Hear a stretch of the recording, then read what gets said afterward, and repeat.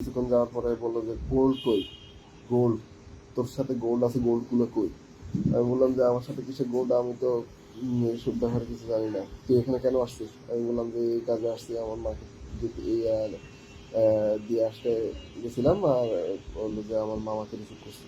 এই তখন বলো যে না, আমার মাথায় পিস্তল ঠেকাইলো। সালাম আলাইকুম। গতকাল রাতে খুব ভয়াবহভাবে আমাকে হলো যে র্যাব তুলে নিয়ে গেছিল। তা আমি একটু ঘটনাটা বলি। আমার মামা সৌদি আরব থেকে আসবেন, রাত আসবেন, ল্যান্ড করবেন 11:30টায় ওখানে। আর হলো যে আমার মাও হলো যে আমার মামার সাথে বাড়িতে যাবেন, আমার মা আমার সাথে এখানে আছেন, ঢাকায় আছেন, সেজন্য উনি বাড়িতে যাবেন, আমার মামার সাথে ওখানে চলে যাবেন। আমি এই জন্য মাকে নিয়ে এয়ারপোর্টে গেলাম, মামাকে রিসিভ করলাম। তো ওনাদের সাথে কাজ সেরে আমি হলো যে একটা পাঠাও ডেকে আমি আবার ব্যাক করতেছিলাম। ব্যাক করার সময় হলো যে রাত তখন হলো যে একটা, আহ, রাত 1টা বাজে। এয়ারপোর্ট থেকে যখন বাইকটা নিয়ে আমি ইয়েতে করলাম,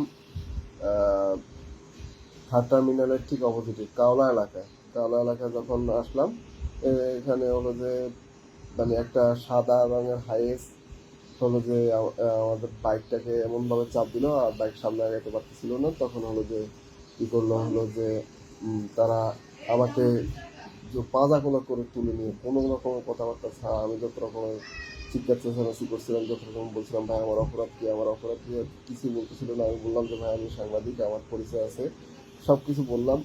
তারপর তারা শুনতেছিল না, আমাকে মারধর টিয়া করলো। মানে করার পরে হলো যে আমাকে তুলে নিয়ে যাচ্ছে।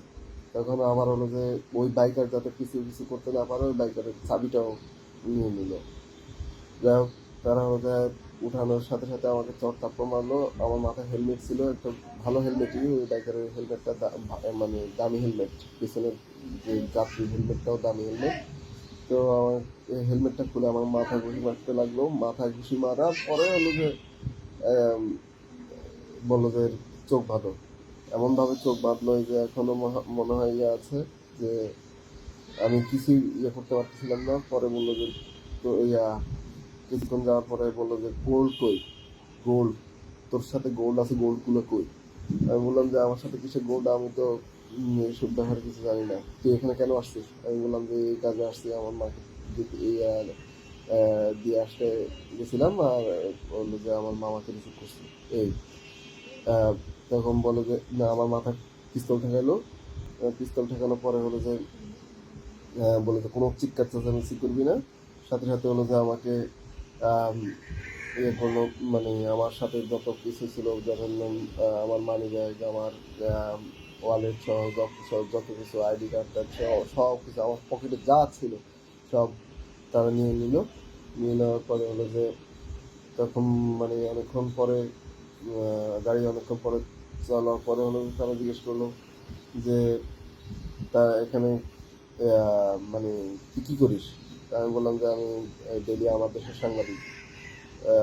তখন তারা আমার তো চোখ বাঁধা, তারা আমার আইডি কার্ডটা দেখলো। আইডি কার্ডটা দেখার পরে যখন তারা আসলে নিশ্চিত হলো যে আসলে সে সাংবাদিক, এবং আমার মানে আমি পরে একটা সময় যখন ও পিস্তল ঠেকালো, আমি একদম শান্ত হয়ে গেছিলাম, যে আমি আর কোনো ইয়ে করতে পারতেছিলাম না। তখন তারা বুঝলো যে না, সে আসলে সাংবাদিক। সে আমার ইয়ে অনেক আরও কিছু তথ্য জিজ্ঞেস করলো। তখন হলো যে উত্তর আজমপুরে গাড়ি থামাইলো তারা। আজমপুরে গাড়ি থামানোর পরে তারা আমাকে হলো যে জিজ্ঞেস করলো, বললো যে আহ, মানে আসলে তুই সাংবাদিক কিনা? আমি বললাম যে হ্যাঁ আমি সাংবাদিক, আপনি ইয়ে করতে পারেন, ভেরিফাই করতে পারেন। তখন হলো যে আহ, পিছনের যে আরো 2-3 জন আছে ওদের গাড়ি, ওরা বুঝতেছে না, ওরা জামা চেক করে, এই কর সেই কর, সব জায়গায় সে চেক কর, হ্যাঁ পিডা, এগুলা এরা আমাকে যথেষ্ট ইয়ে করছিল। তখন হলো যে যে চেক করতেছিল সে বুঝছিল যে না আসলে সামথিং রং। তখন সে বললো যে এই ফিস করে বলতেছে চুপ চুপ চুপ চুপ চুপ, আর কথা বলিস না, আর কথা বলিস না। এই ফিস করে সবাইকে সতর্ক করলো, সবাই নিয়ে গেলো। তখন হলো যে আজমপুরে আমাকে নামাই দিল। বললো যে ভাই এটা আমাদের ওই মিস ইনফরমেশন হয়েছে, আপনি চলে যান। এখন কিছুক্ষণ আপনি বলে, কিছুক্ষণ তুমি বলে, কিছুক্ষণ তুই বলে, ভাই চলে যা, এই সেই আমাদের মিস ইনফরমেশন এই হয়েছে সেই হয়েছে। অবশ্য তারা ওই বাইকের চাবি সহ সব কিছু আমাকে ফেরত দিছে। হয়তো হেলমেটটা, ওই যে হেলমেটটা, দামি হেলমেটটা, ওটা ফেরত দিতে তারা ভুলে গেছে। তো ওটা নিয়ে গেছে। আমার এমনি সব কিছুই ফেরত দিছে আর কি। এই পরে আমার সাথে সাথে আমি একটা সিএনজিকে বললাম যে সিএনজি হয়তো পেছন থেকে দেখছে মানে এই অবস্থা। তো সিএনজি বললাম যে ভাই আমার এই অবস্থা, আমার মানে আমাকে একটু পৌঁছাই দেন। তখন হলো যে যাইতে যাইতে আমি চিন্তা করলাম যে আমার ওই যে বাইকার, ওই বাইকারের ভাই আছে কিনা আম, কাওলা এলাকায়। ওই আলমপুর থেকে যখন আমি সিএনজি নিয়ে আসলাম, আসতে আমি পুরো স্লো আসতে বললাম, দেখলাম যে ওই বাইকের ওই ঠিক ওই জায়গায় দাঁড়ায় আছে। তখন সাথে আসার পরে উনি বললো যে ভাই আমি আপনাকে যখন তুলে নিল আমার কলিজা ভাই পানি নেই। তো আমি সাথে সাথে হলো যে আমি 999 কল দিছি। 999 কল দিয়ে এখন পুলিশ পুলিশ আসতেছে, আপনি একটু অপেক্ষা করেন। আমি যে সেখানে সেফ ফিল করতেছিলাম না, তখন পুলিশই আবার ওনার কাছে ফোন দিয়ে বললো যে ওনাকে একটু দেন, আমার সাথে কথা বলবো।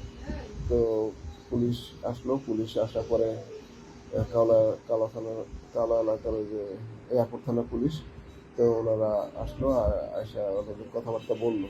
তখন বললো যে ভাই আমাদেরই এখানে একটা হলগত অবস্থা, ওরাই আমাদেরকে পাহারা দেয়, এখন কী করবো আমরা। সরি টরি বললো যে আপনি যদি কোনো আইনি ব্যবস্থা নিতে চান ইয়ে করেন, তবে মানে আপনি নিতে পারেন। তখন আমি আসলে এত রাতে এত ঝামেলায় জড়াইতে চাইনি। পরে হলো যে ওনারা বলছে যে ভাই আমরা আমরা আপনাকে আগামীকালকে আপডেট জানাবো। এই হলো আর কি দেশের অবস্থা। মানে আমার অবস্থা, র্যাব এখনো মানে তার সঠিক অবস্থা আসে নাই। গুম খুনের ইয়ে যে শুরু করছে, এটা আমি এই সিমটম দেখেই বুঝছি। র্যাব র্যাবকে বিলুপ্ত করা ছাড়া কোনো উপায় নাই। আমি মনে করি যে র্যাব বিলুপ্ত করতে হবে। এরা গুম খুনের জন্য রেডি আছে, খুব বড় বড় আকারে মেসাকারের জন্য তারা রেডি আছে। এই র্যাবকে বিলুপ্ত করতে হবে। এই এই র্যাব যে কোনো মুহূর্তে দেশের বড় ধরনের ক্ষতি করে ফেলতে পারে, দেশের নাগরিকের নিরাপত্তার জন্য বড় ধরনের হুমকি হতে পারে। আমি সবার কাছে দোয়া কামনা করি যেন আল্লাহ জানে নিরাপদভাবে আমাকে রাখেন। ধন্যবাদ।